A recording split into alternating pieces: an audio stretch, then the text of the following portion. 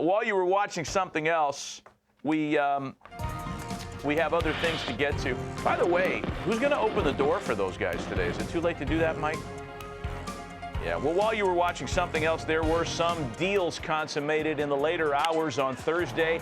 We speculated yesterday on this show where for Joc Pederson. Now we have an answer to that question. 1 year, $9.5 million to go to the Diamondbacks. That was one of the teams we talked about on the program yesterday morning. I know you guys discussed this fit yesterday on MLB Tonight. What are your thoughts on Pederson to the desert? Yeah, so last night we went through different options it's a lot of DH bats available right now. So the D-backs, they had options. They knew they wanted to get pretty much a straight DH.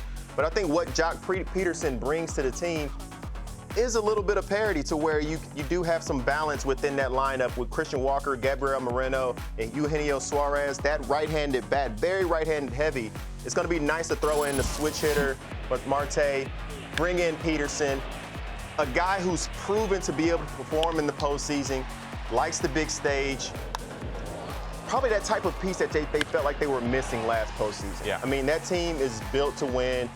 Yes, they're going to run the base and put the bat on the ball. Pederson may not be that, but what he can bring in a big moment when you're looking for that big 3-run homer off a right-handed bat or right-handed arm, I think Pederson, that's a good call for the D-backs. Yeah, I like how balanced their lineup is now. You know, another big power bat from the left side to supplement Alek Thomas, who had his kind of breakthrough performance in the postseason last year. Corbin Carroll, I like that. The balance is good in this lineup.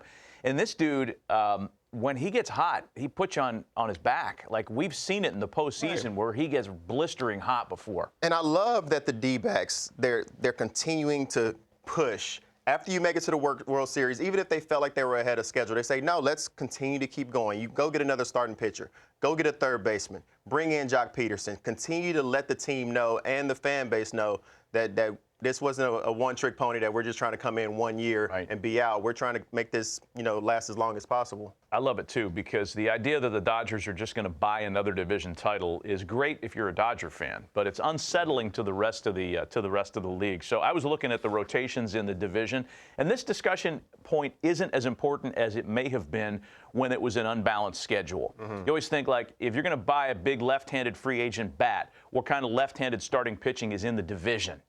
That's not as important anymore because you're not playing in the division as much.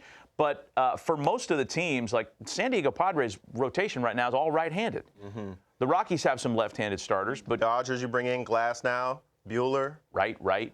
Everybody's right-handed. Unless Ryan Yarbrough gets a starting spot, which he might be a swingman, he might not. That's all right-handed. So it's pretty interesting to have some left-handed capabilities as a lineup now. Yeah, I mean, you're going off the majority. If the majority of the guys that we're facing in division, even though it's balanced now, are going to be these right-handed arms, could that be the determining factor on do we want a Soler or a J.D. Martinez or a Joc Pederson? I don't know if it plays that heavily. I don't know if it's financial-based because you would assume that they would have at least talked to J.D. Martinez. Right. With the amount of success that he had, so did he want another year? Did he want more money? Or did they just plainly say, no, we'd rather have this lefty bat over J.D. Martinez? Yeah, that's interesting stuff.